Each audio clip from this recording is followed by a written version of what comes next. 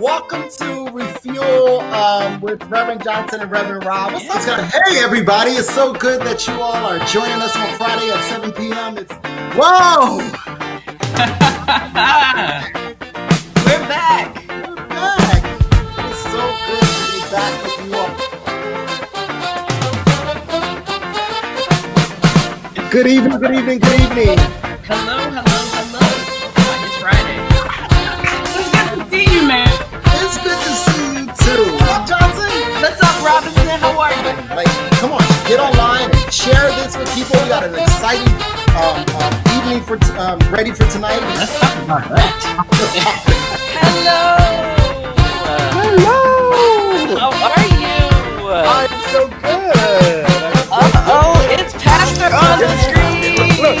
I want the world to know, got to let it show.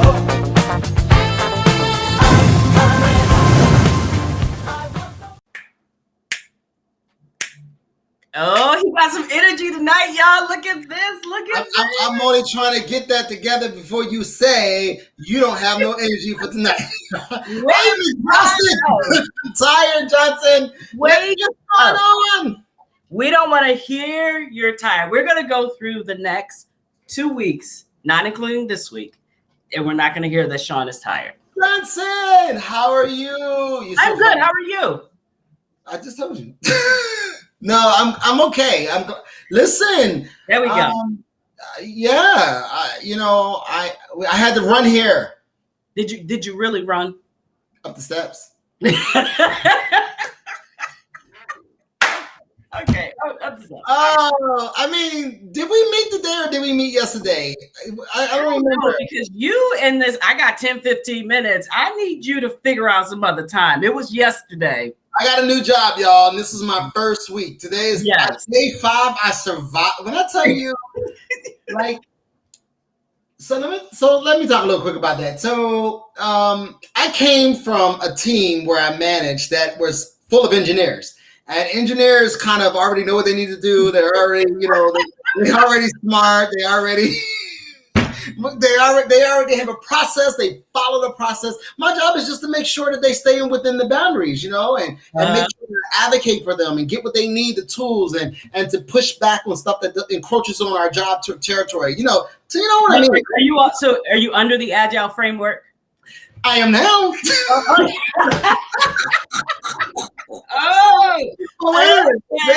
a minute. So I'm so glad you brought that up because I did a sprint planning meeting today, right? So okay. So that's why I'm tired. So we're scoping out a lot of stuff. Okay. Right? All right. I'll give you that. And so the team has no clue what that means. They had no idea.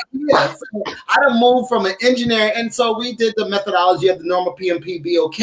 So then we shipped into this methodology of I was like, I'll do it. So I come in, bright idea, new fresh face, gonna manage and go, we're gonna sprint these activities. I want to run them in sprint cycles, right? So they go, well, what are you talking about? So you know what was funny? In the moment when I was sharing this with them on Tuesday in our meeting, I heard Jamie Washington in my head. They don't know. This new technology. They don't know. So I'm like, okay. So I'm thinking this crew got, I'm new kid on the block, right? So I don't know what they know, right? And so I'm trying to do the listen, learn, and then put into action. All these little techniques and tools that people need to put in place. No, listen. It is day 5. I've come home every day exhausted, and but progress, right? So that's the beauty of. So I talked to you on Monday at about 10 o'clock your time, so I knew what mood you were in. Okay. But you know what? It's great work. I'm grateful for the opportunity, and I even got a truck. I have a car. A truck. It ain't mine, but it's mine. If that makes sense. Okay. So I it's just been really cool, and it's going to be a lot of work. But Chris just told me, he was like, "Yeah, you've been coming home really exhausted." I don't know what really to say. I'm like, "We been working out. Like it's going to be good." I'm going to play some tennis this weekend, so hopefully I'll be able to get some of that out. But it's been good. I got a big, huge number to govern. So yeah, that's kind of what's been going on with me. What's been going on with you? So you've been doing any sprint cycles or? So my team. So while my org is agile, my team isn't, because we're primarily fulfillment, right? But I've been directly impacted by all the global shortages, right? So everything, like a lot of my hardware is end of life. And then, right. So now it's like global shortage, all the chip shortages, trying to get all the hardware we need. But we pushed through this week, and we met our numbers from we need to get stuff out of the door. I shout out to my team lead, like he's a rock star. And so is that Kyle? That is Mr. Kyle. And so Kyle, shout out to you, bro. Shout out to you. So my AC broke this week. So it was I talked to you yesterday. Yeah, it was a meeting yesterday while I was in the office. So wait, when did I talk to you? Last night? I don't remember. Yeah, it was yesterday. So it's fixed now. It was down for a couple of days, but it's good to have good contacts and resources, because I don't feel like I should own the full blame of this, Lanita. I feel like Joy and Sean have to take some responsibility. And so Joy blames me that we don't have the house warranty anymore. And Sean looked at me like I was crazy because I didn't have a warranty. But I don't quite remember saying, oh, we shouldn't do that anymore. But anyway, I got it worked out. Hold on, Slim. I told you no matter what you pay, you better pay your home warranty contract. Did I not tell you that? So listen, for those that are on the call now or will watch this in the future, I don't care if you are working wherever, you must and should have a home warranty. It's only $500 or $400 a year. So the reason we switched, and I think when we switched, we switched from what we originally had, right? And then I think there was a contractor that came here that didn't do a good job. And so I think I was pissed off at that contractor that I was like, I'm not going to deal with this company anymore. And then other stuff got on my radar that I let this one slip. But trust and believe, I was getting some quotes today, and we're gonna resolve that real quick. Go. And this, I'm not trying to give Choice a plug, but go with Choice Warranty. I think it's like $35 a month, and they cover everything, including the air conditioning system. Do they cover the ice maker? Yeah, the refrigerator, absolutely. Okay, so you say what? I know, because I like right. So those are little things like, so it doesn't cover the ice maker. All right. So yeah. Anyway, that's what I did, and then how much did it cost you? What is it called? Choice. How much? Yes. How much did it cost you to get your air conditioner fixed? Oh, it cost me $250. That's almost half the year. Listen, but I am grateful that the money was there, and I didn't have to call Sean to talk about which credit card number can I use. Tell the people the truth. You already have one of my credit cards. But what I said was which credit card number. I didn't say that I didn't have access to them. I actually said I was going to ask them for permission, right? So see, y'all, now that he got a man in his life, I can't just go and start using. I can't just go and start using stuff. I gotta be respectful and ask questions.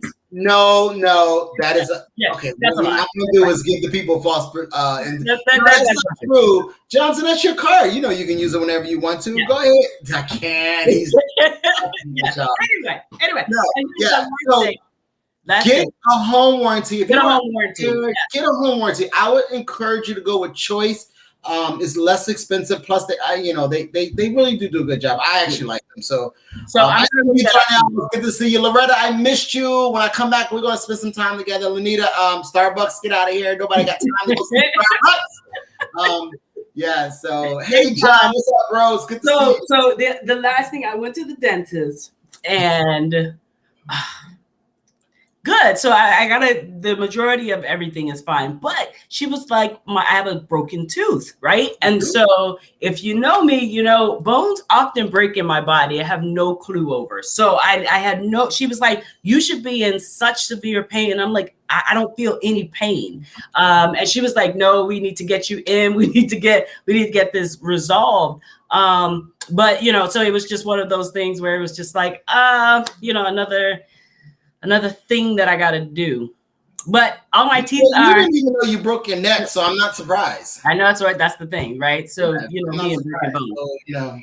What's going on in the news, Johnson? Oh my gosh. So today in Maryland, we had a 2.6 meg earthquake, and the epicenter was near Woodlawn, Maryland. So everybody, like my Facebook feed for the folks that are local blew up. Did you feel it? Or did you feel it? Blah, blah, blah. Oh, my house was shaking, blah, blah, blah, blah. I didn't feel it. Joy said she didn't feel it. Ashton said he didn't feel it. But apparently it happened. I don't know. I haven't seen any updates if there was any damage, but it happened. That's what I have. Wow. Yeah. Wow. That's something else. So also it's going on in the news that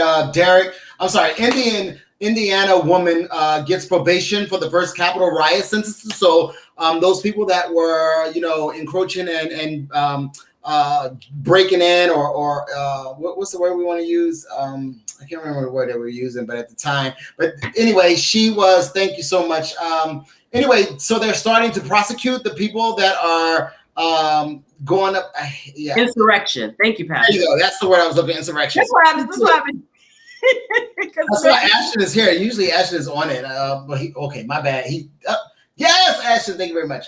But anyway, yeah, so she gets probation. She was very humble. She talked about how, as she looked back on that, how she was upset. Her name is Ann Morgan Lloyd, pleaded guilty to a single charge of illegal demonstrating in the Capitol building and was sentenced to 3 years of probation. So, and so check out that if you want to, or if you are interested in knowing that the government is starting to prosecute the people for that specific day for doing and illegally demonstrating. Not only illegally demonstrating, but also I'm sure that some of the counts will be probably a little higher.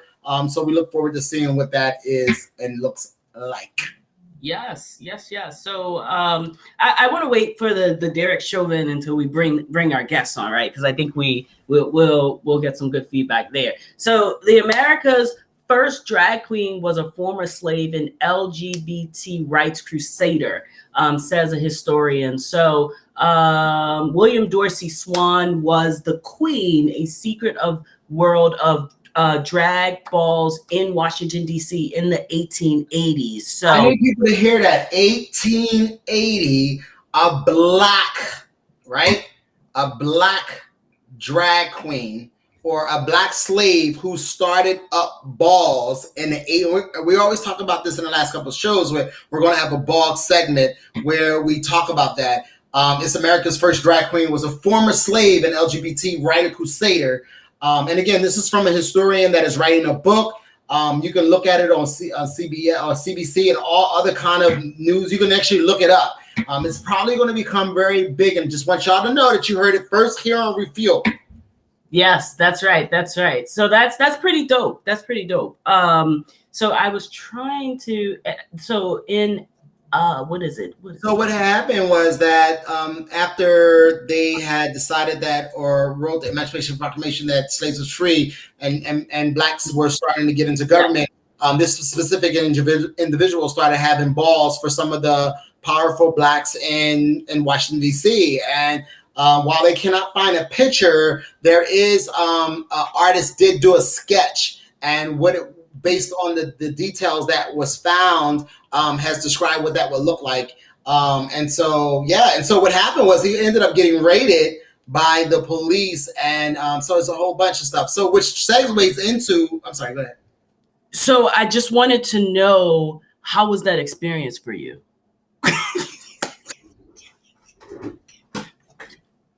I hate you. Okay, all right. Yes, we got to.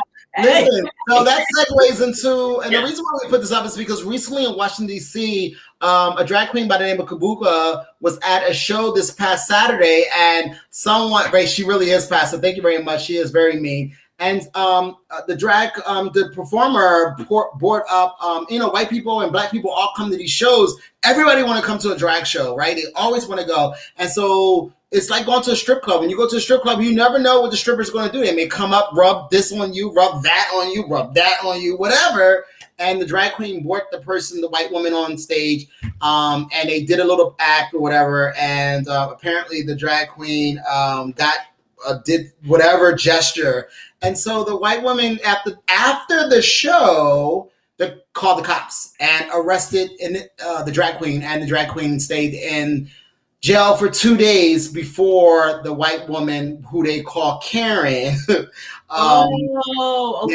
and they dropped charges. And so that, we decided to just kind of highlight that in terms of some of the other struggles that are, what's going on with our performers in the DC area. Yes. And so I'm completely changing subjects, completely going off the script. This just reminded me, we want to send our love and support to the South Florida community that had the building collapse, and they're still looking for people. And so we send love and great energy down to those people. If you have family or friends that are still unaccounted for, know that we're sending good love and energy. Looks like, I think there was 136 units in that particular building that collapsed. So we want to send some love and guidance. Yeah. Okay, I can go back to script now. What's you're so funny. So getting back to this kind of made me do some research or whatever. So we found that Shannon Joseph was a journalist student at Columbia University who stumbled upon an unusual Washington Post headline dated April 13th, 1988. Negro Divine raided. 13 black men dressed in women surprised at supper and arrested. And they were entertaining, having a ball during that day. So, this ball scene, our culture goes back all the way to 1800s. And so I think that was something that we should talk about. So we're going to reinvestigate that. We're going to have a show. We're going to invite some of the performers on, and we're going to have some conversations. So absolutely. So we've kind of just started this segment. We haven't labeled it yet, but we're talking about the Olympics in sport, and we know the Olympics. Right. I know, right? Right. So it leads us into. I'm sure we're going to talk a lot about the Olympics in Tokyo once it goes live in a couple of weeks. But talk to Sean. What is going on with how does she pronounce her name? Sha'Carri Richardson. Is that how you pronounce it? Correct. Okay. So I did not actually see the finals. I did not see the track and field. But the sprinter, she's a sprinter, crosses the line in the second place in the women's 100 meter final during the Diamond League athletic meetings at Gateshead International Stadium in Gateshead, Northeast England. And apparently. She is going to be amazing, and so she's coming from Dallas, right? Going to the Olympics. Nice, and so also Allison Felix dropped from Nike when she was pregnant, but then makes the Olympic team 10 months after giving birth. And so I saw this highlight this morning, and I'm not quite sure. I hadn't fully untook all my coffee. So did she come back, and then did she beat Usain Bolt's score or his yes. Okay. So she did. So she came back, she got dropped from Nike, had a baby, 10 months later came back and then broke his record. So a lot. So the sum of this, what Ashton wanted us to convey today was the general theme is trying to put women in a box, saying they can't do something because of their appearance or because of pregnancy, right? And so with Sha'Carri, she has this wild hair, she has these long nails. I mean, she refuses to change any of that, and then she still is amazing. And with Allison, right, having a baby and then coming back and then just crushing it. I think your girl, what's the tennis player? Williams had a baby. Time out. Stop. What you're not going to do is say, what's her name? Is her name Williams? Serena Williams. She is the greatest of all time. She is the only Black woman to be up in the top 3 of those that you're going to know her name the day before you leave out of here. She is searching, and she is thriving and moving towards winning the most Grand Slams from a female in not only the current era but the old era. Don't get me started. Don't you do that? No, ma'am. All right, Serena Williams. I got it. Okay, great. So there was a whole lot of stuff about her when she had her child and the competition that she faced and overcame. My point is, when they try to put us in a box and marginalize us as women, we still come back stronger, better, brighter, braver. Yes, no, Lanita, I am not getting him started. I should have known better. Serena. I was going to correct her, Pastor, but I was going to let she get a period. Because I was going to try to interrupt her, but Serena, and you're right. There is a lot of talk about pregnant women coming back after they've had the child, and then still performing or being athletic in these competitions. It takes a great deal of athleticism. I think that I didn't pronounce that wrong. In order to accomplish some of these goals, and Serena is one that continues to strive, and these other two women are. Yeah. But I also wanted to name in the Olympics, the Serena and Coco Gauff will be representing the U.S. in the Olympics. So I'm excited about that. Two Black women on the tennis team, and they're from different generations. So Coco is 16 years old, Black, young. She's balling, and then we have Serena, who is kind of in that era of more experience, and I'm excited about it, all of it. Nice. All right. What's next? Can we go to what's the meme? I want to know what's the meme of the week. When you agree to go out and the time to go out is getting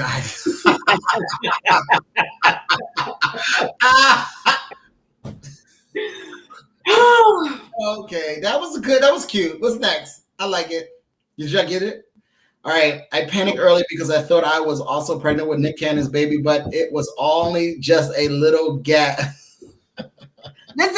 Listen, Nick is trying to ensure that we have a population of a next generation. Did Nick just have another kid? I don't know if she's had the baby, but she's pregnant. Is he still married to Mariah Carey? He ain't been married to Mariah in some time. He has like 4 kids since the twins. Wow. Okay, Nick. Oh, he just had twins a month ago, and I think he's pregnant. Another girl's pregnant. Wait, he had twins with another girl? Oh, come on now.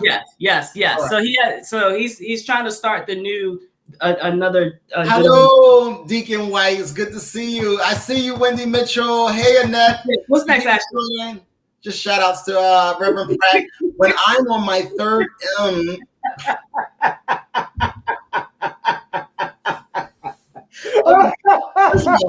we all can probably tell what era or what time this was taken because of that shirt.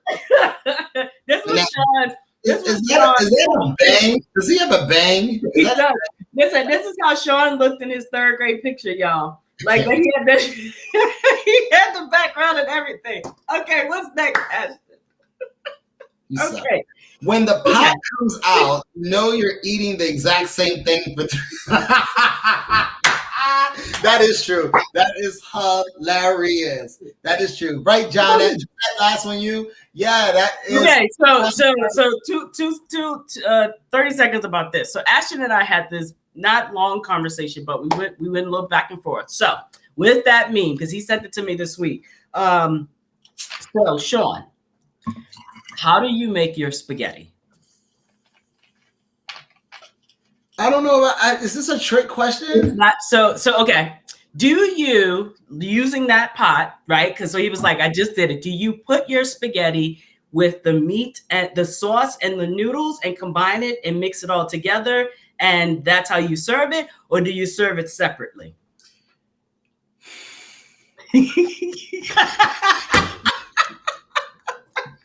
Come on, we got guests to get on. Okay. So depending on we need that. Here's the thing. So I cook my noodles first. So they have to be separate. I cannot cook them with the sauce. However, once I have dinner that first night, I then do combine everything together. No. I do not overcook the noodles, Lucy. No. So here's the thing. I cook the noodles, I make the sauce, and then they stay separate. So you put the noodles on the plate, you put the sauce on the plate, and then you consume them. So here, so yes, I do that on the first night. Yes, absolutely. And then you combine it? No. I ain't got time to put in 2 pots, especially if I didn't eat all the noodles. Okay, all right, The reason why I do that is because if I didn't eat all the noodles, then I do put it in the sauce. But majority of the times, like I mean, there's only 2 of us, so I mean. Yeah, no, you're not doing it. You know what my problem is? You know what my problem is? I sometimes don't know how many noodles in the box. I just be dumping the whole box in. So I got a lot of noodles. Oh yeah, no. We don't do that. Okay, what's good to watch? No. So what was the problem? Do you not think that people should cook? So Ashton's like, no. He said the way that I do it is weird because I'm gonna need him to put them in the regular comments and not this comment here. Right, because nobody can see your comments, Pastor. Nobody but us. Because I do not mix the noodles and the sauce at all. At all. He knows he's coming to us. Oh, okay, so what's good to watch? It's clearly not spaghetti. I bet you Ashley puts sugar in. You put sugar in your spaghetti? No, I don't put sugar in my spaghetti. Oh God, thank God. Okay, so what's good to watch? Here's your top 5, and Pastor, do you put sugar in your spaghetti? I bet you Ashton do. He said he does. He's short. See, that must be some new age cooking. Hey, Pastor Pendermine, do you cook? We're gonna ask her to come on. I want to know.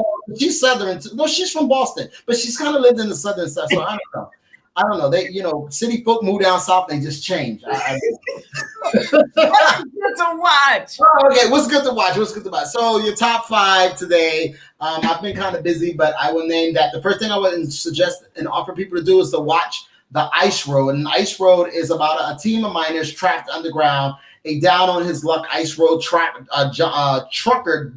joins a mission across the terrain to deliver the rescue equipment. And it's Liam Neeson, who is part of, what's that show that he plays in all the time?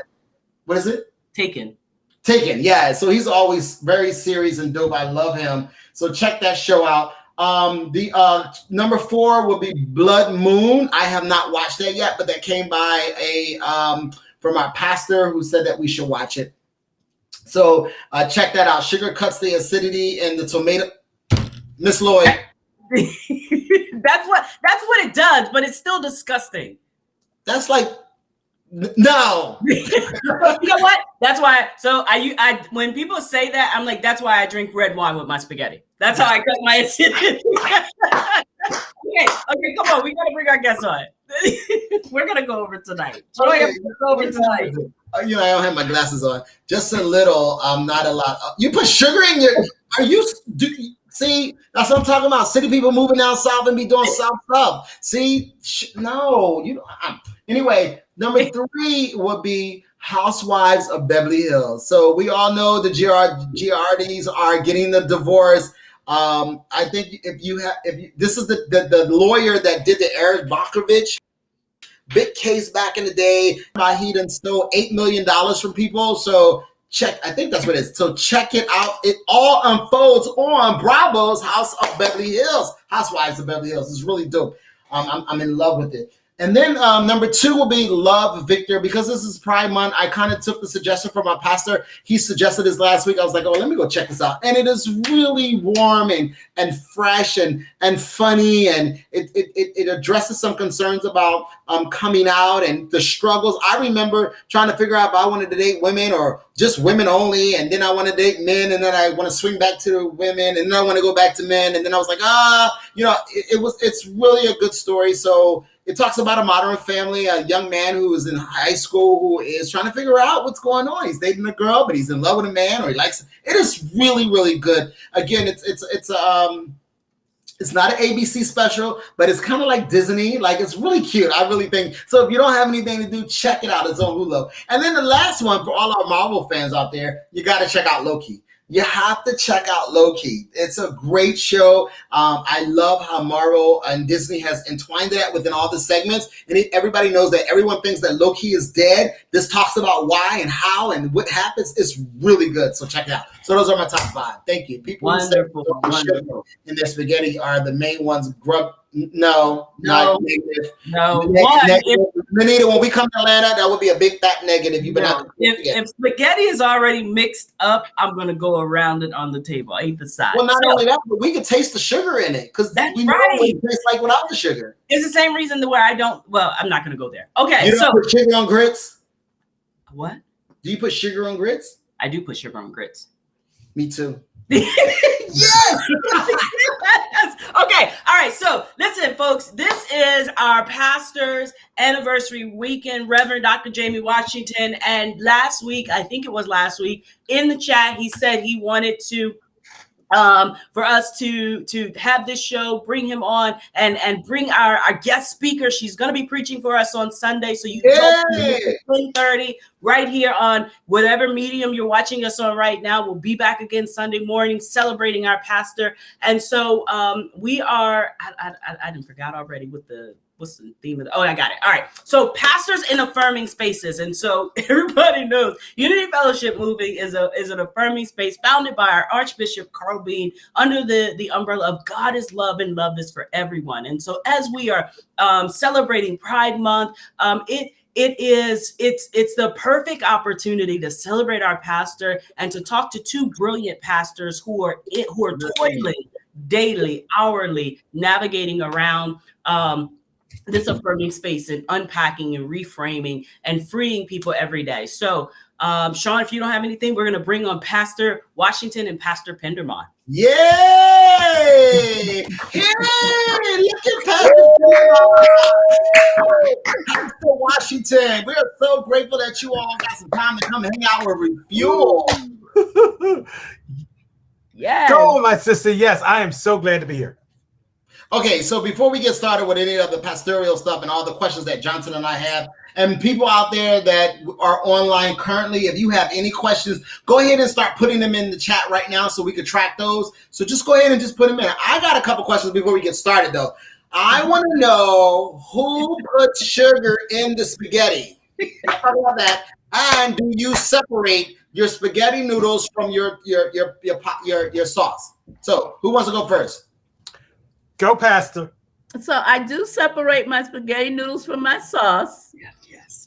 And they stay separate. I put them in separate containers when I put them up. Yes. And I do put a little sugar in my sauce. I'm dying. This is my sister. Just to cut the acidity of because I use a very rich tomato sauce and I use tomato paste, and sometimes it's a little bitter. So just a sprinkle, you won't know it. Thank you. See, this is what I'm talking about. You're not old enough to know why you need that acid cut yet, but in a little bit, you'll need a little bit of that acid cut. Let me tell you. So when you wake up in the middle, when you eat that spaghetti at 9:00. Yes, brother. And at 1:00, you can't breathe. No second helpings. Exactly. You put a little sugar in it to cut it now. Yes, you will. That's what I learned. I did not always, Sean. I did not always put sugar in my sauce, but I learned to just put a touch in. To cut the acidity. And it actually has a nice flavor. You wouldn't know. You won't know. You done had some of mine at the church and you ate it all up. You ain't even know I had no sugar. I apologize. Let me help you right here. I have never eaten spaghetti at the church. I've seen you eat. I feel like I've seen you eat my spaghetti. I have a vision of it. I love it. Okay. All right. So okay. cut a little acidity. All right. We see everybody.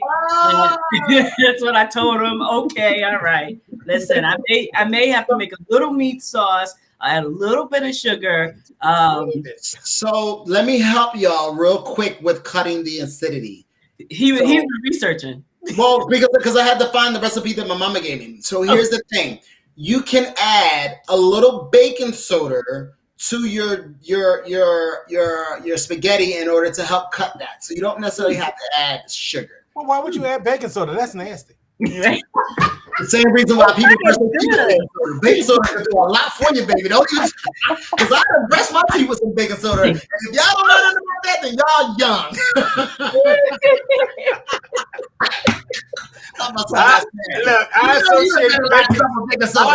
I associate baking soda with castor oil, so I don't use it unless I have to. It's medicinal. Baking soda is good for baking goods. You know that helps with the baking too. Y'all don't see. They don't know.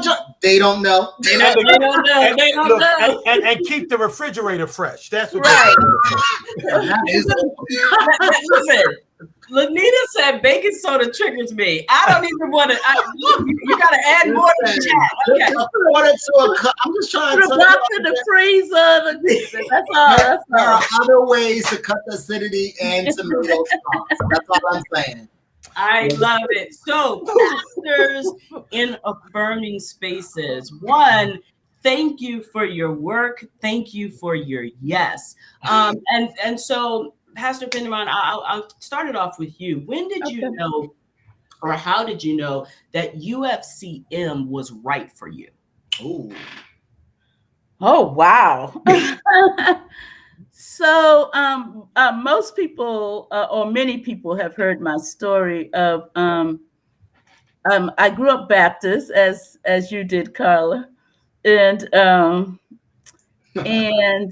had a lot of iterations of spirituality along the way. I had believed that God was directing me to preach as a teenager. And so I went to my pastor at the time to say that I believed that.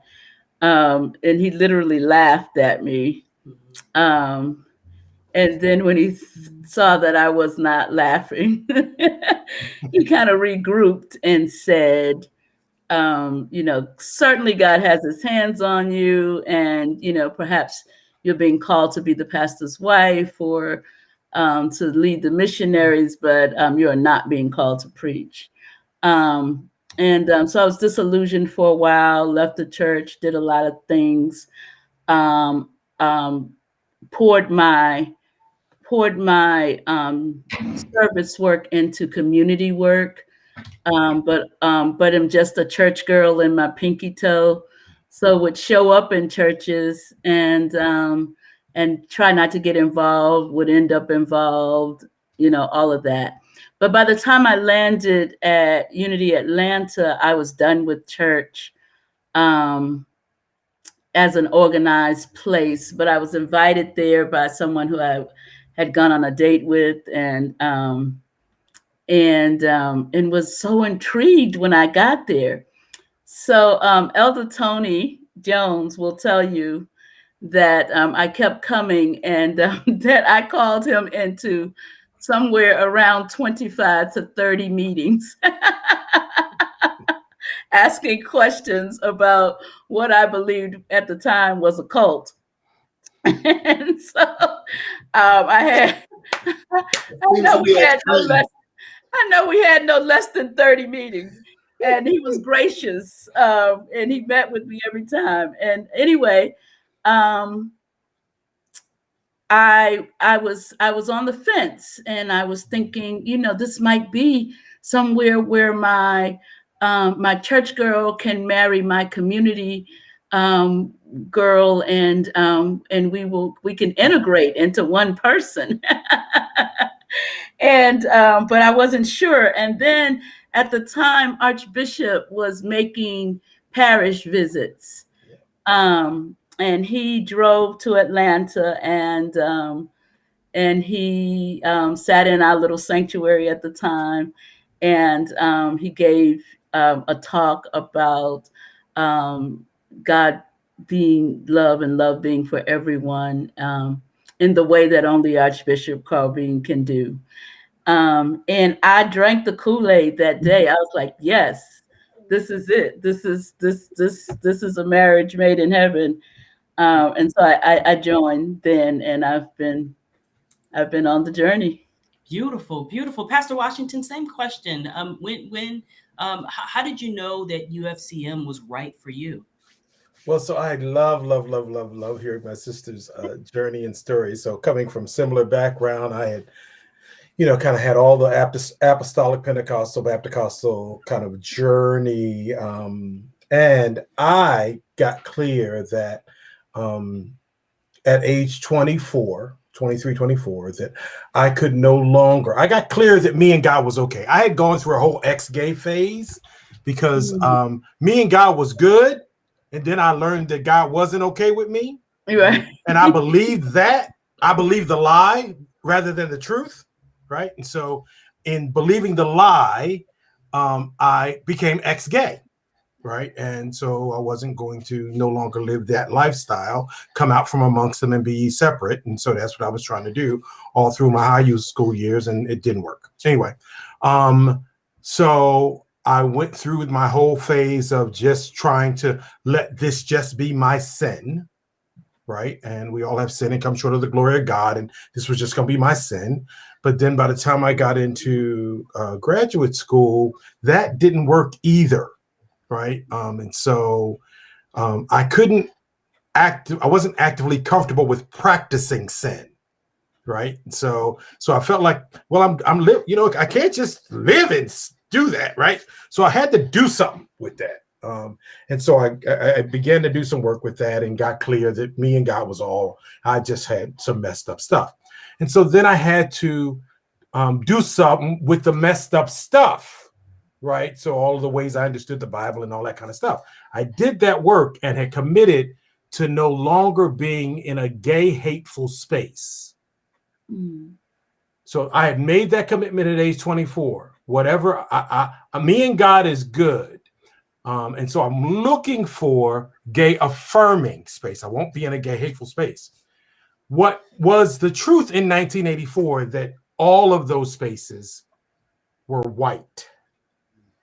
Now while Unity, on the East Coast, right? So Unity was getting started on the West Coast, but we didn't have gay affirming Black spaces or people of color spaces on the East Coast yet, right? We might have had people who knew and don't ask and don't tell, but we didn't have a Unity. There was no Unities in 1984. So definitely not one in Baltimore. So I was looking around. So the best I could find was a space that wasn't gay hateful, not gay affirming. So I looked for spaces that clearly did not preach hate. And so I lived in that space for literally 16 years, right? And was, everybody knew who was gay. Nobody said anything. Everybody loved everybody. So it wasn't no big deal. And then I got a new pastor who was hateful. And she disrupted. She actually was the impetus to me listening to what God had said to me, like Pastor Penderman said, at age 16. Mm-hmm. There's a call on your life to lead in this way. I couldn't hear that because I was in that space of God don't like me, right? So when people would say, you're anointed, there's a calling on your life, I said, y'all obviously don't know God. Because if you did, you'd know that I was gay, and God ain't calling gay people, given what you said. So that's where my energy was. So I wasn't listening to that call. Yeah. Right. I could be okay with God. Me and God was okay, but not that level. But after 16 years, and I had met Archbishop in 92. I was beginning to unpack some of this stuff, but still not called to ministry. Not called the pastor, right? And then 16 years later, when this new person came and was gay hateful, it was as if God was saying, I need you to remember when you were 16. Yeah. Mm-hmm. I need you to address that. And so that took me to, the year was 2000. A lot happened in 2000. Well, me too. And Archbishop came to Baltimore in 2000. And I said to him at the reception after he was ordaining, consecrating Bishop Thomas, then Reverend Thomas is the pastor. I went down into the reception area and I told him, my pastor says that God ain't calling people to the ministry with this kind of mess in their life. Because I had done what Pastor Penderman did. I went to my pastor and told her that I believed there was a calling on my life and was going to move forward in the AME church. And I said to Archbishop, she said, God ain't calling people to the ministry with that kind of mess in their life. And Archbishop said, I'm so sick of you faggots. I said, why the Archbishop got to call me a faggot? Why? What is that? He said, why is it that when God calls us to do something, we have to go to heterosexuals to get confirmation? Wow. He said, don't you have a relationship with God? And that was all it took to solidify the call and the clarity around I was to be called and to operate in ministry as an out gay man. Now, the clarity around unity came during mid-year when I got to Newark and we were in mid-year and we were stretched out in the floor. That's what I said. I remember that mid-year. Yeah, Wow. I said, I remember that okay. mid-year. Yes. Wow. Got it. That's it. Okay, so I was clear there. So you all, thank you for sharing your stories there and entering in the moment of how you got to where you are. And so as you are now newly, let's move on to pastoralship, right? Both of you are new and pastoral at different times. And so I hear you say I resolved or I worked through some stuff, but when you became a pastor, what came up? What were the challenges that you all faced, not only with what's in front of you, the members, but also what was inside? Because oftentimes we do the work, but then there's still some stuff that kind of like comes up every once in a while. Like, talk a little bit about those challenges. I would say the internal challenges primarily came from that place where many of us have imposter syndrome, where we are doing great things and people are giving us platitudes, etc. We think that we're doing what God is calling for and all those things, but there is still a little voice that says, if only they knew who I really was. If only they knew what my growing edges are. If only they knew the places that I personally struggle, then I'm not so sure that they would be tapping me for this. And so there was that level of fear, I guess it is, that I was not everything other people thought I was. And so my work was to get clear that I was on assignment from God, and that no matter what the process had been within the church movement, that pastoring this church was an assignment from God. And so then the conversation went back to being between God and I around, why would you do this? I didn't ask for this. This was not a part of my journey that I was aware of. I feel a little blindsided by it, what's really going on. And so, over some time, I got really, really clear that God knows what God is doing, and that indeed I was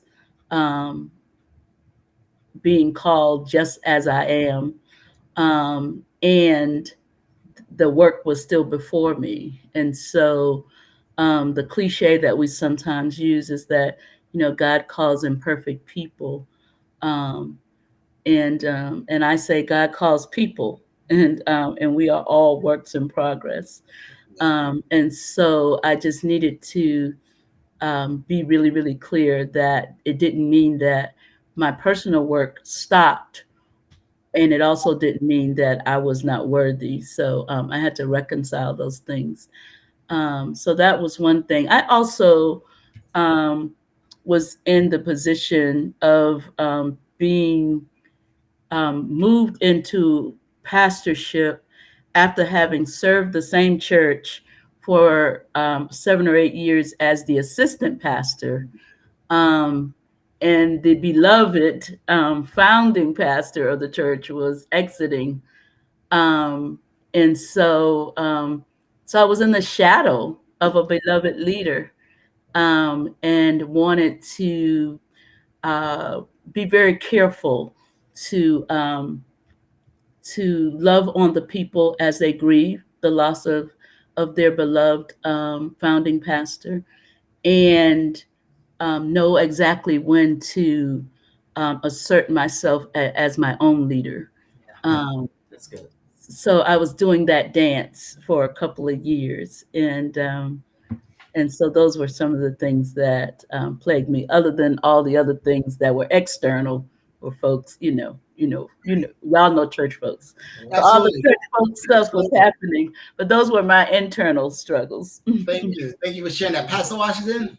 Well, I really appreciate my sister. So this is why I wanted to be in it with her, because there was a lot of similarities around, So yes, and like, kind of like I know this, but and at some levels, like I'm okay with what God has called, but I don't really think y'all gonna be okay. If y'all really know, look, this really looks polished. Right. This really looks holy. This really looks together. When y'all see me, my hair's always done. My robe is tight. You see that. But I'm like, I got stuff. Right. Yeah. And I got stuff that I'm actually okay with. But people are often not okay with pastors having that stuff. Right. So when I say stuff, I'm not even making it bad stuff or wrong stuff. It's just stuff that folks don't associate. Pastors have it. Pastors shouldn't like that. Pastors shouldn't do that. Pastors shouldn't be thinking that kind of stuff. Pastors shouldn't, right? And so my struggle was, I'm called to set the captives free. Mm-hmm. But I'm not sure they want to be that free yet. That free. Yeah. Okay. So say more about what that statement means. Like, so it's like we want to be free to hold our boo's hand, right? But we don't want. But we ain't trying to have you tell us creation is a story. Ooh. Right, and that the Bible is a resource, right? And so somebody want to fight you for that right there. Hey, and that there are stories and allegories and all of those kinds of things, and no, it's not literal, right? And so are they ready to be that free? And so that was some of my internal struggle around, because I actually had 16 years of doing that work. Even before I got to Unity, I had done that work. And that's why Unity was in alignment for me. Yeah. Because it was like, Archbishop, the What We Believe statement spoke to me. Yeah. Right. And I hadn't been in a religious or spiritual space where it was like, oh, yeah, that's it right there. And so it wasn't a heavy lift for me theologically to move to Unity at all. I got to do much more work and go deeper and get more revelations and so on and so forth, because the place supported that level of work. But so it wasn't a heavy lift for me to kind of shift into, because I had believed God neither male or female, that we believe in the teachings of Jesus Christ, but not as the only. I already had that before I came to Unity. It was just written as the What We Believe statement when I got there. And so I felt really in alignment with that, and it just went deeper. And so the struggle for me was, am I going to be too much for these people? Because they still need Jesus to rise on the third day. And I remember the first sermon when I preached what happened between Hosanna and crucify him. And I said, he came out. That's what happened. Okay. I remember that. I remember that. He came out. So that was some of the stuff for me. Are they going to be really ready for? Is it just going to be too much? And so what connected to that is what Pastor Pinnerman said was, is this real? Is this really real? Right? Because the old stuff in me, the old Black gay Christian in me would have me bargain with God. And the bargain was, I'll live righteous if you accept this piece of me. So okay. I will be, I will be holiness or hell as long as this same gender loving piece of me is okay. So I wouldn't challenge all of that unhealthy stuff that was in the scriptures. It wasn't liberating. That wasn't life-giving. That wasn't, I wouldn't challenge. I wouldn't engage that because I wanted to be holy. And that's what I experienced lots of same gender loving, affirming church people behaving as. So are they ready to be free? Right. And it sounds like from both of your stories, you both did some work of your own and unpacked a lot of stuff of your own. And while you didn't say it, Pastor Washington, but Pastor Pinnerman talked about taking, being elevated to pastor in the shadow of, right? And then coming into a place that has been founded already, rooted, pastored. So both of you all share that similarity. So are they ready to be free? How do you all,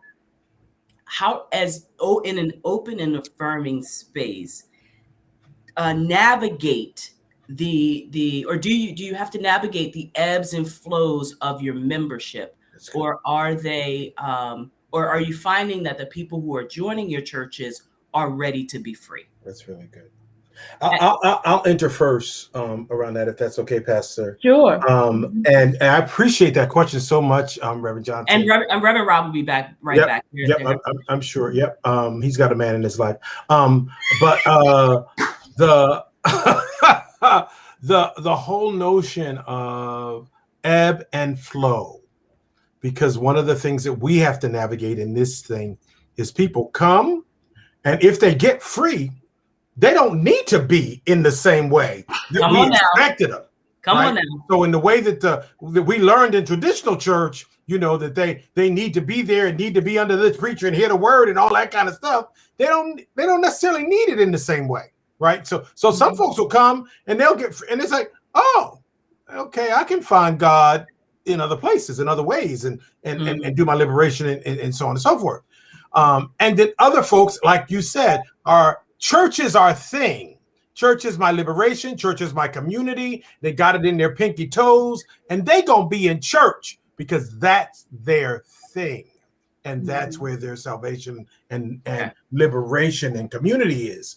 And so the kind of the ebb and flow is, so who you got in the building, you got to pay attention to that all the time. And so there is a tension between, we try to move the people, right? And we've got folks who have been in it that are moved, but you look up and you got some new people. Yeah. Right. And they just trying to get to God. Come on, Pastor. They all that other stuff y'all saying, they ain't ready for that yet. And so, as Pastor named, had 20 meetings, right? And that's why at UFCB, I said, give us 90 days. You can't get this. You can't get this in a service. It's going to be too much for you if you've come particularly from a church background. Yes. Right. So you got, it takes some time. You can't do in an hour and a half and unpack all this stuff. You need some time. Good. Pastor Penteron, do you want to? That's sure. That's good, my brother. I love you. Yeah, so I would echo a lot of that, and would also say that it's not unique to the affirming space, to the affirming church space, that people don't want to be free.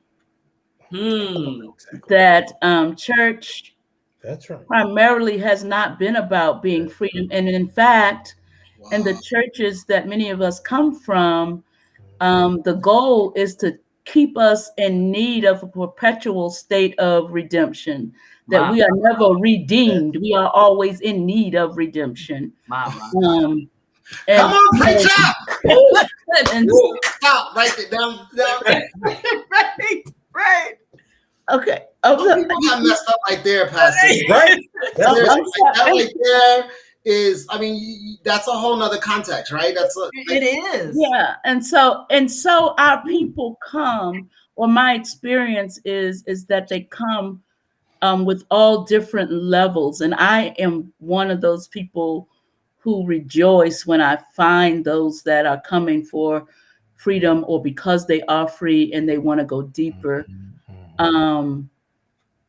But that is not the norm, because most of what we do in church is about our cultural connection to it, what it means, to how it connects us to family and community and ancestors, and we don't really engage the opportunity for transformation and for freedom. And so it is my practice to try to do a broad stroke, even though some would say it's still risque. On Sunday morning, I try to stay safe. I try to stay safe on Sunday morning, because so much is in the room, and so many various things are there. I'll test the water a little bit, but I try to use other opportunities like spiritual development, and one-on-ones and those kinds of things when we have Bible studies, or when we have other opportunities for teaching, for deep teaching. Then I'll do a deeper dive, because my experience is that most folk didn't come to get free. Pastor Penteron, I'm gonna follow up with you. Do you find that is the case because you are in the South?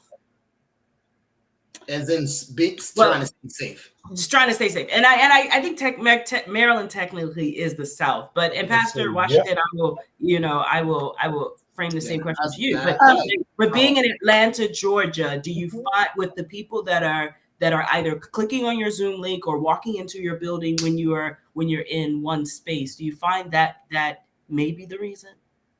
Or is that no, I don't think it's geographical, really. I mean, at least that, first of all, many folk that are in Atlanta have come from somewhere else.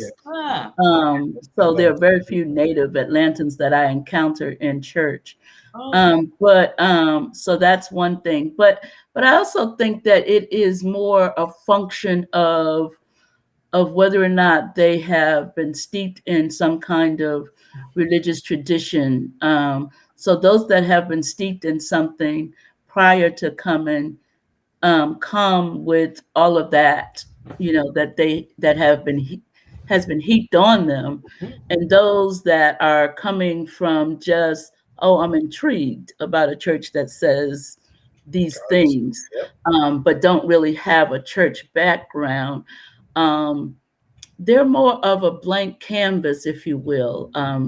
They come, in my mind, a little freer than those that have been in church all their life. Absolutely. Because they're not dragging the baggage of this is what I ought to do, this is what I ought to feel with them. So yeah, I just want to join Pastor Penteron in that too, right? So that's the dynamic we've got the churched who come, and we got folks like my husband who came to fix us, right?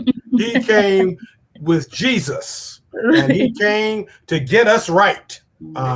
As he said on the first day that he was there. And so there are those who, they got the gay thing, but they come to get the gay people together. Right. So those folks are carrying more baggage than the folks who are not churched in the same way, or folks who actually, and then there's this middle space of folks who left the church because of the harm that had been done. Right. So, and it decided, I will do church organized religion no more. So we've got the unchurched altogether. It's like, oh, I didn't grow up in church, but I'm dating somebody who says we should go to church. And then the church thing comes in to play because we got children, and children should have a church experience. And so all of that, muddies the water, right? And then we're bringing children into the space, and there's this energy around. So who are our children going to be? How do we do youth and young adult ministries? Are we creating youth and young adult ministries that honor who they can be across the board, as well as supporting them to grow up in a space that affirms them if they are same gender loving or gender nonconforming or trans and so on and so forth? And are we preparing the young people who are heterosexual and cisgender to be able to live in a world where they can be allies and accomplices and supporters of, and not just, I'm here because my parents made me come. Yeah. Right. Yeah. So it's a whole thing that is work that I don't feel like we've really fully gotten into yet. Yeah. Around that piece. Likewise with the children. And I'm talking about whether they're young children or grown children. Grown children. Right. Because like my own sisters love themselves some Jamie, and they'll fight you, but they don't know how to talk about. They don't know how to talk about God's clarity and God's love is for everyone, because they haven't necessarily been in space to work that within the heterosexual and cisgender community. Right. They just show up and feel loved in unity. Feel accepted and appreciated, and they love the space. But how do they go out of the space and talk about, this is where I went on Sunday? Right. So that's a good segue into the question that I have also. And again, for those that are out there or that are online, if you have any questions, feel free to put them in the chat so that we can ask our pastors that we have here to be able to give some responses. So we talked about church, we talked about, staying safe and everything. So we know that we aren't the only church, affirming church on the block anymore, right? And so what separates you or your church, your ministry, UFCM, from those other ministries?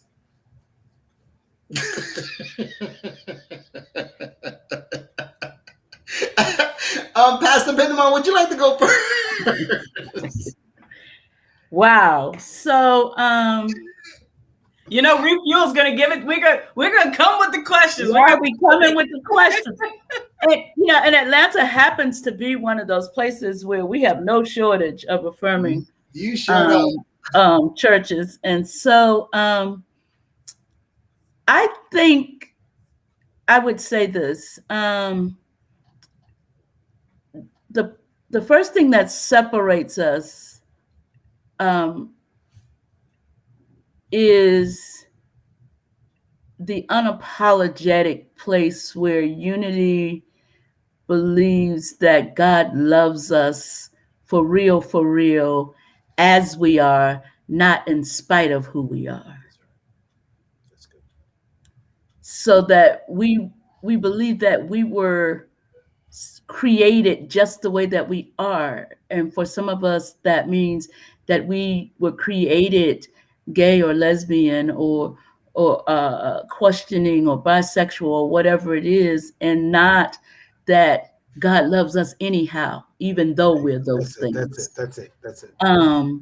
And so I'm really proud of that nuanced place among the affirming places, because I get to see myself really in the image of God, and not sort of taken in by God, even though something. So can I park you right there? Yes. Say a little bit more about the image of God versus taken in by God. So when I first started to interact with other affirming spaces, and I too had the Archbishop experience in 2000. And so I've been in Atlanta since 2000. And when I first began to interact with other affirming spaces, there was some reluctance to say that God created me gay or lesbian, or, that my journey is how God designed it to be. So the language was, even though I'm gay, God still loves me. Come on now. No. And it's sort of Come like, on now. I'm not a afterthought of God. I am in God's very image, that when God created me, God already knew about this journey. I'm not an afterthought. Come on. And I represent God just like I am. Yeah. And so do you, and so do you. And so the vastness of who God is, it gets hard to wrap our mind around if we think about all of us being in God's image. And so many affirming churches have made it to the place where they'll say, okay, come on in. It's like, it's like you taking in the neighbor's kids. That's rich. That is but unity, or the unity that, the Kool-Aid I drank. And the Kool-Aid we make. And the Kool-Aid we drink. And the Kool-Aid we make. We continue to make. That's right. That's right. Says, 2 full cups of sugar. Says, you ain't the neighbor's kids, you mine. That's right. And it's just as you are, not in spite of. And so that is the biggest difference, the thing that separates us in my mind, is that knowing that we know that we know. Yes. And then the second thing, I think, is the steeping in the love ethic, that that love, that God is love and love is for everyone, is not just sort of a motto or a slogan, but that it is if we have one, then I would call it our conversion experience. That we convert from whatever we were into people who make a decision to lead our life with love. And so that's what I would say. And I'll shut up and let my brother speak. You just blessed me. Just keep talking. Yeah, that was dope. Talking, right? And because I join you so much in all of that, in the and both Reverend Rob and I were sharing our tattoos of Jeremiah 1:5, that we hold that God, before we were born, God knew. Like, we were no surprise. We were no surprise to God. And not only is it not in spite of, it is on purpose.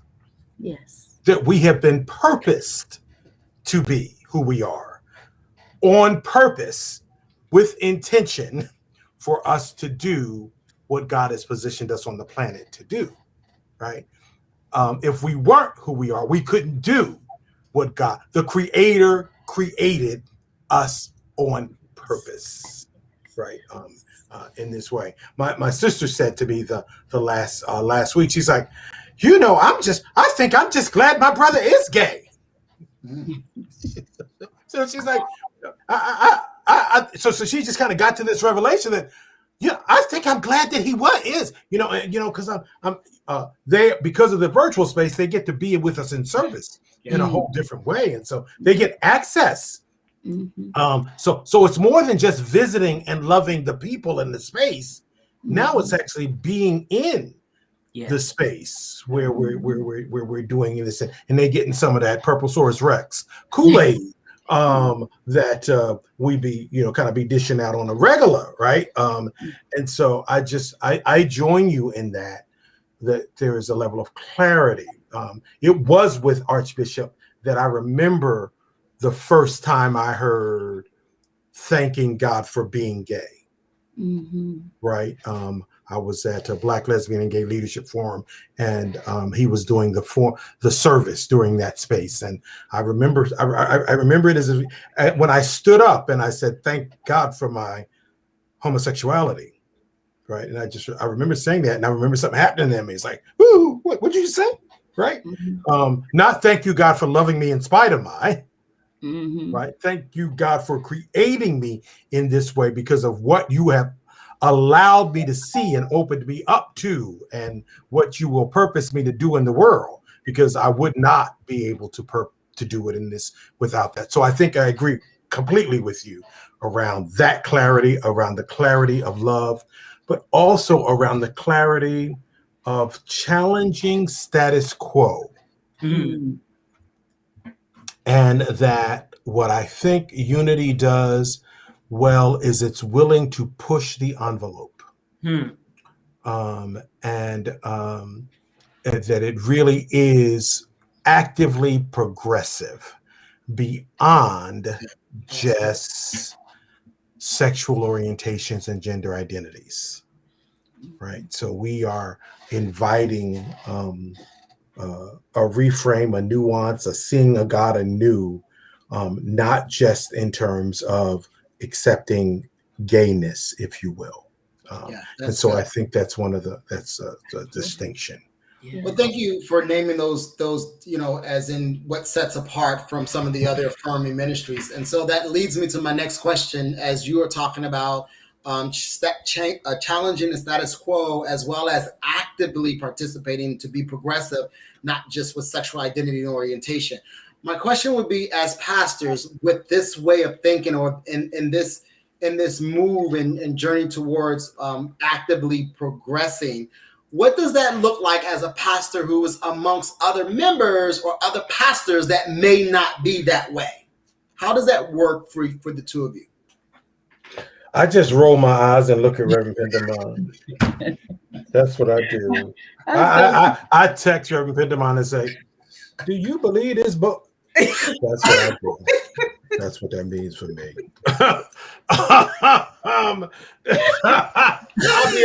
I'll be asking her, "Where we at? Where we at?" You wasn't even expecting that answer. I was expecting that response. I guess he really kept that really real. I was looking for, I don't know. I just didn't expect that. So he kept that real. I love that. So that's what's up. I get it. Pastor Benjamin, do you? No. What I will say is that I'm reminded that I've positioned you here. Yes. For such a time as that's good. See, that's the real. I positioned you here. That's good. I positioned you here to hear that and be agitated by that. I see. And it is your responsibility to trouble the waters. That is your job. I like that. And so to lift as we climb, right? So so that all of us are on a journey, and even as we move into these pastorships, we're still growing, we're still developing, we're still unpacking stuff. And so I was just playing and being facetious. There is some eye rolling and meetings in the meetings that happen, but that's good. So I'm sorry, Pastor Penderman, do you want to have a moment? No, I think that's well said. So we do have a question from one of our viewers. This is coming from Lynn Duhart, and the question is to both pastors: can you share how you keep your promise to yourself concerning self-care? Come on, you just came off vacation. You better say something. Well, I would just say that it is a promise that I have to make over and over again. and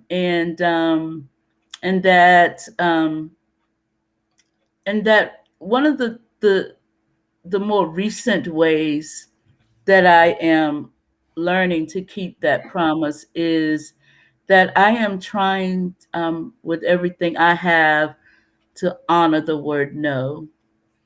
Um, and in church life, and particularly in unity, we celebrate people's yeses, and we do so much around thank you for the yes, and I do thank everyone for their yes, but in so doing, we have demonized the word no, I like that. and I don't, and I'm trying to reclaim it.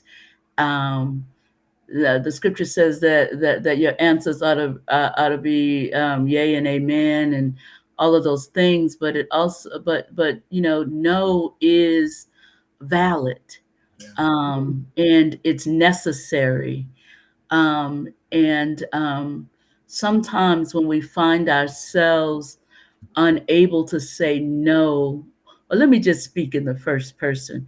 When I find myself unable to say no, I recognize that it is my ego involved, and not my highest spiritual self. So I'm clinging to the places where, when someone asks me to do something, and my initial response is no, I'm sitting with that a little longer before I turn it automatically into a yes. So And so Powerful, both of you. it's so good, so good, that self-care thing. And again, my beloved sister, again, another role model for me, that had me put a vacation on my calendar. I think part of as you talk about ego and so on and so forth, part of the role as you talk about ego is the I can handle it, right? And I need to take care of everybody else, right? And so I don't want to put my team on it. I expect them to take time, but there's somehow in a way that I don't end up feeling like I need to, kind of take it in myself. And, I've been here 18 years and I've never taken a vacation. I was away one Sunday when Sam and I celebrated our 10th anniversary, but I planned my vacations around being in service. And so if I'm not in service, I'm working. Right. So I've been taken away. And literally in these 18 years, this year will be the first time that I'm going to take time away from church. Right. And again, it's about. I'm sorry. Say it again. I didn't hear. So I'm trying to keep a straight face. Well, y'all heard it on Refuel first. Our pastor's taking a vacation. Y'all did. Y'all heard it on Refuel first. Fight both of y'all for trying. for trying. Well, when was that? Maybe that's gonna be in the meeting tomorrow. A mess. It was after this space with being with my sister over this last month when she just said, "Y'all got it." I was like, "Oh, okay, I'm gonna try that. I'm gonna try that out." That's right. And see how it, and it is so important. So there is a tension, right? But to pay attention, I thank you for the notion of ego. But Mother Emily, again, you got to listen to your seniors and your mothers who teach you. She said there is love in the no. Yeah. There is love in the no. Bless your heart, Mother. And she just offered that, and I. So look, that's a cool. Sam Offer says it's recorded. I'm gonna take this out. But what I really appreciate that the narrative is the yes, that's what we honor. And somehow the no is wrong, and you shouldn't be saying no. And I had some no in me this week. I really did. But I really do think, because so it's a journey for me, Lynn. It really is, because it's not only about religion, it's not only about church, it's also about maleness. So as a man, I'm supposed to be able to handle and carry everything. And as a Black gay man who had what I talk about is the sissy experience, so I knew I was gay as a child. It's a different thing when you come to being gay as an adult. But when you are gay as a child, as a boy, and you are trying to prove that you are still a man, you get some male stuff in you like nobody's business. So I continue to unpack. I'm still a man. I'm still a man. I'm going to prove to you how much of a man I am. Yeah. And so that's still layers that I have to pay attention to. And some of it shows up in me not taking care of myself in the same ways. It's cool. Thank you for sharing that. We do have another question from another viewer. This comes from T. Jackson. Is it hard to get members to understand that we are a social justice ministry and not just a church movement, pastors? I would say yes. Again, I would break it down the same way as the question about, is it a Southern thing? It really is. It really depends on, where people come from in terms of what their notion of church is. And for many folks, the notion of church is Sunday.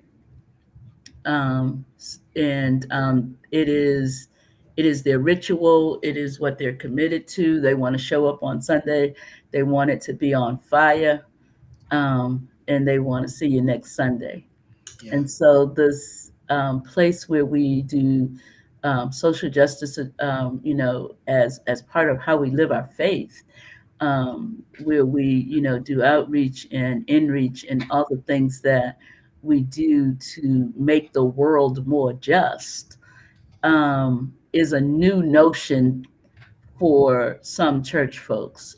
And it's a new notion that doing it would come as a part of, being a part of the church. So they might even be in organizations in community, or they might, individually do some things, but to connect that to their church membership and their church commitment, I think is a new thing for many people. Yes. And what I find is that people are, what's harder is to do the both and.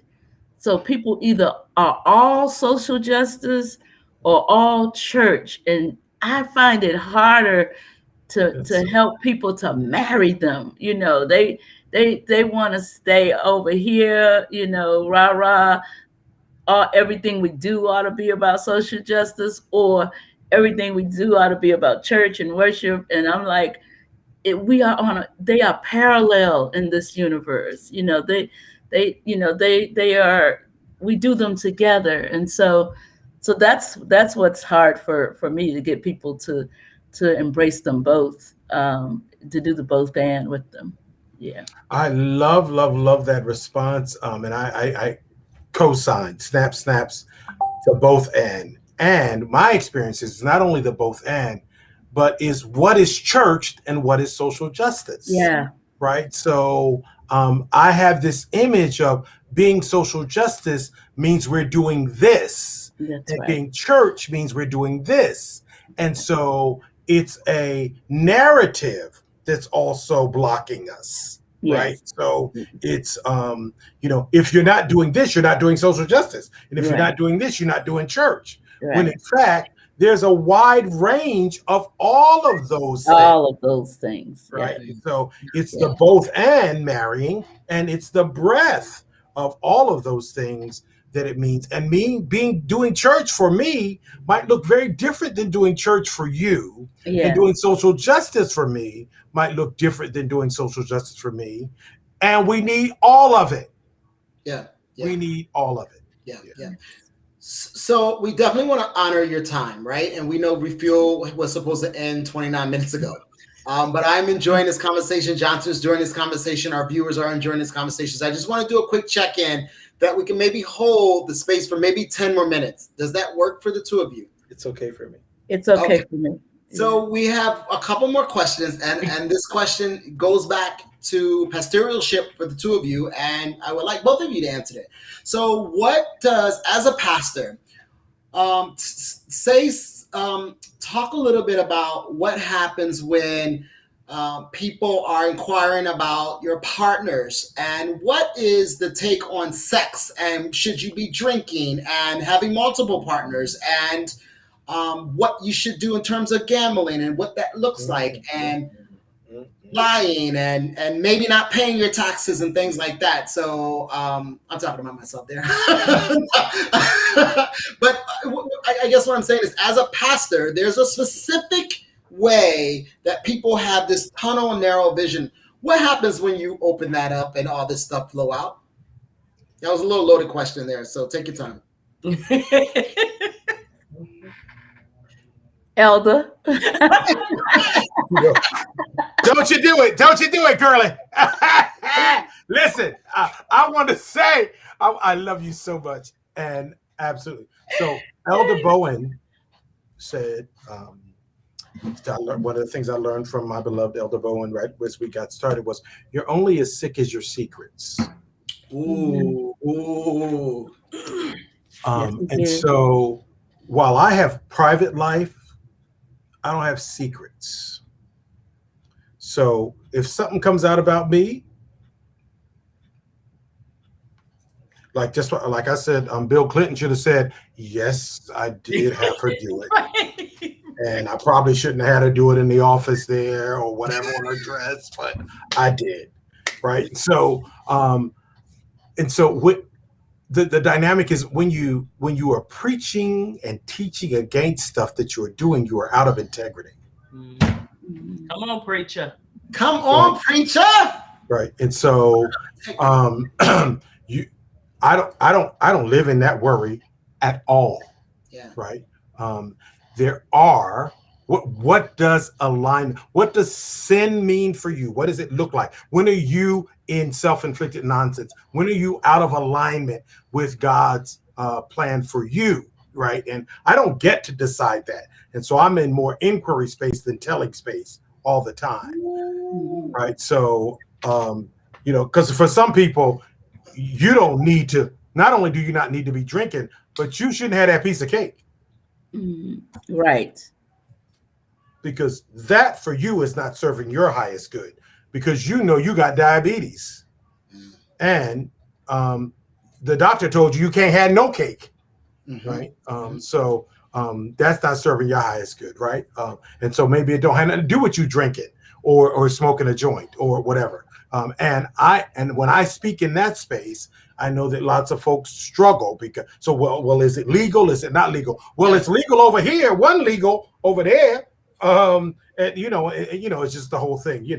It's cultural, it's context, it's time, it's all of that stuff. So I find myself, and I do agree that it is a pastoral challenge to how you can show up when, and Bishop and I talked about this all the time. Bishop Thomas and I would talk about this all the time.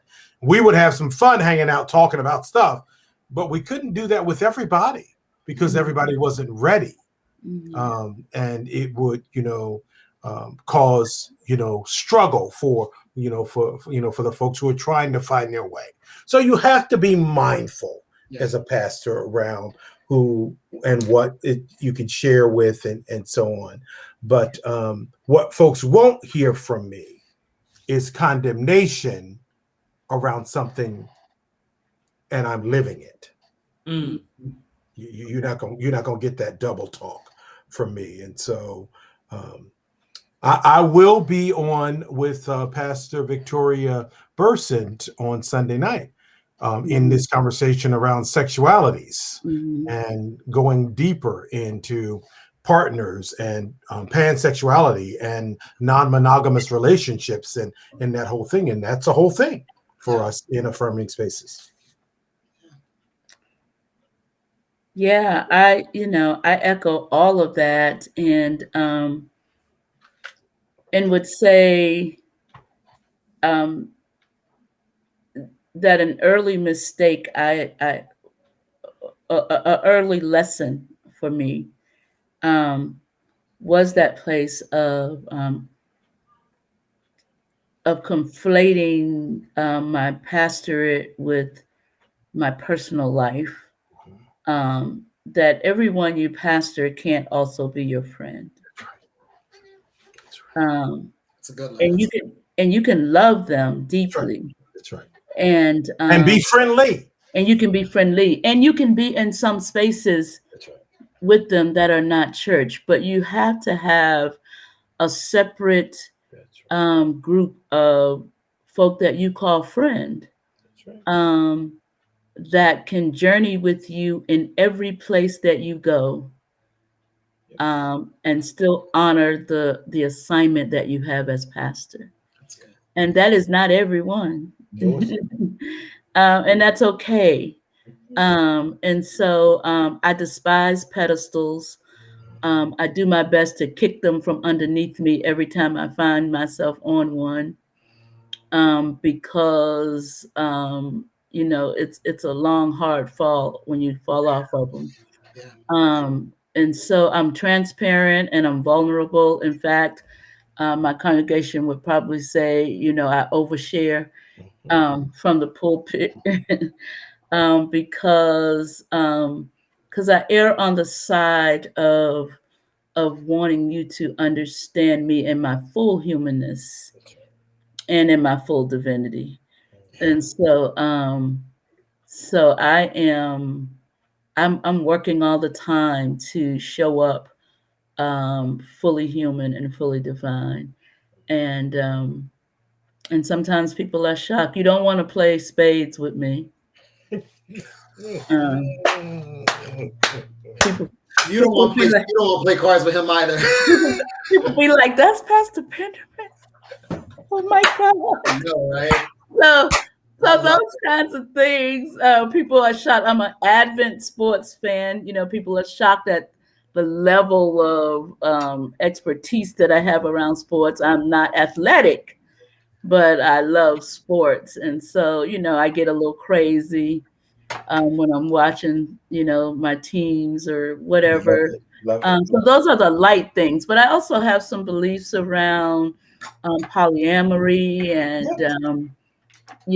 other things that that everybody are not ready. That everybody isn't ready for, and so nor should I share them with everyone. That's right. And so it's about discretion. It's about doing no harm. You got to know who you're in the presence of, and your job is not to harm them, spiritually or otherwise. Right. And so that's what I would say about that. Yeah. Thank you. I guess the last thing I want to say, I appreciate that because the other thing is we have to also stretch the people. So there is a tension in, not oversharing or not too much about me, but inviting you into a conversation, a theological and a spiritual conversation around polyamory. Yes. Right.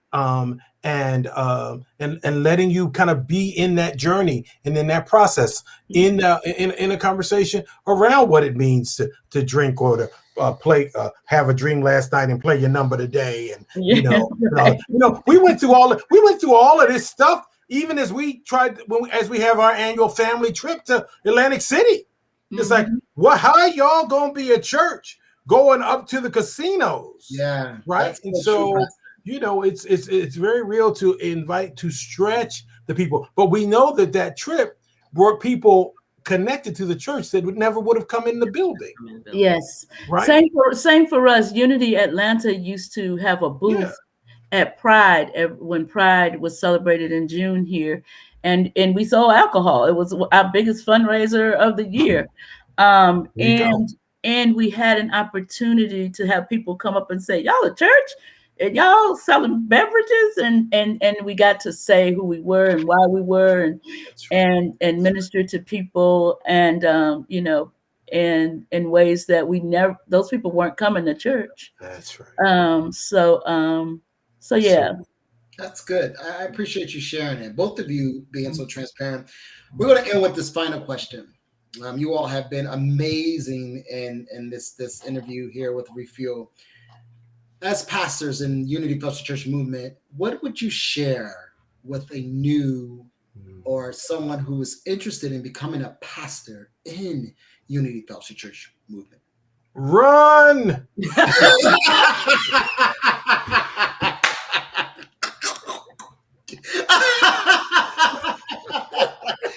He's so wrong. He's wrong. He is shocking me all day. I did not expect. I don't know why you did. I don't know. I was about to say, Pastor Pinterman, why don't you answer the question first? I saw it in his eyes. That's so funny. And then if you could just give your closing remarks as a pastor, y'all are hilarious. Like if you could share that, like because there's a lot of people who are probably in that space of being at in a point of leadership who are thinking about being or taking that next step into no one up here. I'm like, listen. So let's be clear. This is a general question for the general audience and thinking of this. You could answer from that lens, please. Seriously, I would. I love your pastor. He's a crazy kid. I love it. So I would say define pastor for yourself. Yes. Before you take it on, know for yourself what you mean by that. Because people will heap all kinds of things on you. Yes. My grandmother used to say, I don't care what people accuse you of, don't be guilty of it. So people will heap all things on you as pastor, which comes from their experience of a pastor. But you better know for yourself what pastoring means to you, and then create boundaries based on what it means to you. I would also say, don't ever mistake your assignment as spiritual leader, including pastor, as your personal spiritual work. So don't stop doing your personal spiritual work just because you ascend to a title, even one as lofty as pastor, because you'll get caught up. You know, I remember in the early days, I would do my sermon prep and all of my stuff around church. And I had developed a practice of personal devotion and journaling, things that would bring up what it was God was working with me around. And I just stopped doing that because I was like, surely, you know, after all the sermon prayer, you know, speak to me through that, God, because I ain't doing nothing else. And I got caught up, you know, I got caught up in the sense that I began to feel spiritually dry as a bone, because that work was not necessarily my work, or it wasn't my only work. So those are the two things that I would caution those who are seeking to explore being a pastor. Yeah. And so just because you're called to preach doesn't mean you're called to pastor. Doesn't mean it. And so, as Pastor Pinderman said beautifully, you need to check out what that means for yourself and get clear about what it means to serve as a pastor. I was with my father the other day in ministry, and he talked about him being with his wife for over 30 years, and he just lost her recently, and they would be in situations, and he would ask her to handle this, and she said, "No, I was not called to pastor. That's your calling." And there is a thing that, you know, as we frame a pastor's heart, that is a particular station and assignment And pastoring is not just about the building. It is not just about the church. So the calling is the pastor, and I serve as pastor beyond Unity Fellowship Church of Baltimore. That's right. That's right. Right. And so being willing to be in that space. So you don't get to put down your pastor hat because you're not in church on Sunday. You called to pastor, and that you get to serve in that role in your church proper, but that calling is a particular assignment. It is the most honorable calling, and it is the most fulfilling piece of my life. And it is the thing that allows me to be in the world in all of the rest of the ways that I'm in the world, whether people are calling me pastor or not. That's right. Right.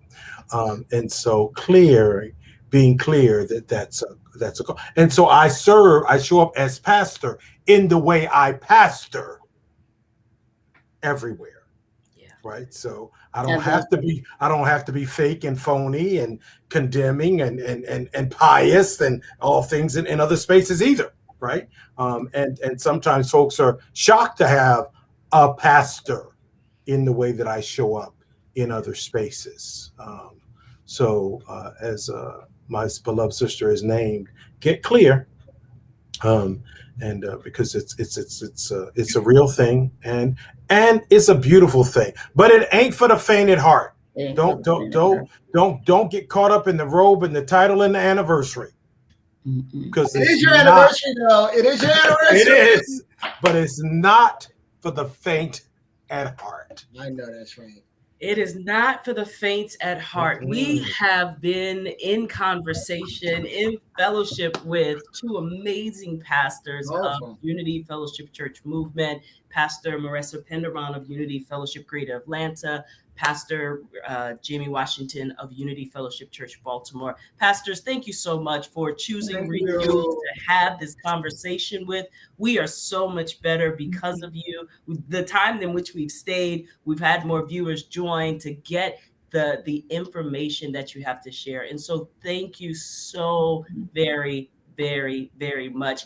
Viewers, what you're seeing right now, if you come back on Sunday at 10:30 Eastern, you're going to see much of the same thing. These faces will be back in the place. Pastor Penderman will be our guest speaker, the speaker of the hour on Sunday, and we will be celebrating this amazing man of God and his call in this pastorship. So are there any final words before we're going to take you out, invite you to stay in the green room while we close out the show? Are there any final words, Pastor Penderman? I love you, the collective you, and thank you for having me here. Absolutely. Thank you so much, Pastor Washington. Love you all so much. This is my beloved heart and sister, so I can't think of anyone I'd rather be spending this weekend with. And you two know that you are my absolute everything. Brother Ashton, thank you for keeping us on track and this wonderful experience tonight. To my beloved partner, Reverend Sam Alfer, I just want to honor him because he has walked this journey with me this entire time. And so I'm just grateful and looking forward to coffee with Pastor tomorrow morning, because we just gonna hang out and act a fool. So all right, 10:30 on this Pride weekend. All right, 10:30 a.m. Eastern time. If you're watching us on many of these mediums, we'll have some postings up about coffee with Pastor. So thank you so much, pastors. We're gonna invite you to the green room. We just have to wrap up. So listen, great show. They were amazing. I'm going to read him for filth because he first acknowledged that it was the husband, and then he came back to partner. So he need to get that pronoun or title or whatever he wants to call his hubby or whatever he want to identify him to be. He said husband. Did you catch that? He said husband. And it was I was going to say, where was the wedding and why wasn't I invited? How about that? Listen, we love it. Reverend Offer, we love you. We thank you for how you support our pastor. Yes. Yeah. Shout outs to Elder Russell Thornhill, who was on. Also, Elder Green, we saw you. Pastor Neville Powell, we saw you. Shout outs to you all out there. We love you. Johnson, we got to do this again. I love this. Hold on. Yes. So before we go, so this is the last Friday in Pride Month, right? And so I don't know if you all have seen it, but we didn't get to it in the beginning of the show, but we're gonna show it as we're closing out. So before we're gonna give our greetings, we're gonna show the video, and then we're gonna close out. But it is an amazing. It's a short little clip, indeed. Posted it this week sometime, and it's called New Beginnings. And so just extremely powerful, and it shows the monumental work that organizations have done and are continuing to do in the recognition of seeing us as LGBTQIA+. So yes, we gotta do this. I'm not going there. We gotta do this again next week, Rob. I love you. I love you too. Kiss the kids goodnight. Will do. All right, let me make sure. I just screwed it up. My bad. All right. I saw it. Okay, so I'll you have it. I'm ready. Okay, here we go. Hi.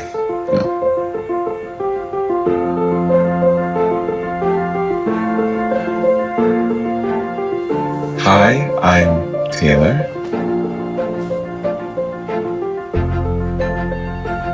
Hi, I'm here for my interview.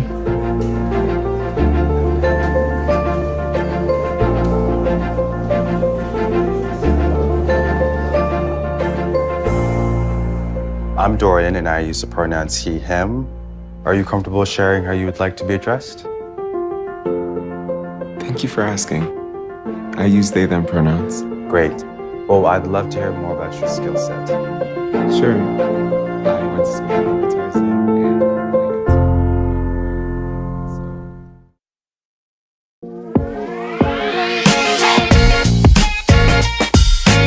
So, thank you all very much for joining us tonight. Johnson, kiss the baby squad. So yes, it's our show. I love you too, and we're gonna get to do this again next week. Have a good night, everybody. Hey, subscribe to our YouTube channel. Shout it up. Subscribe to our Facebook. Get on subscribe. Here it is. Right there. Go to UFC Baltimore. Catch the fist.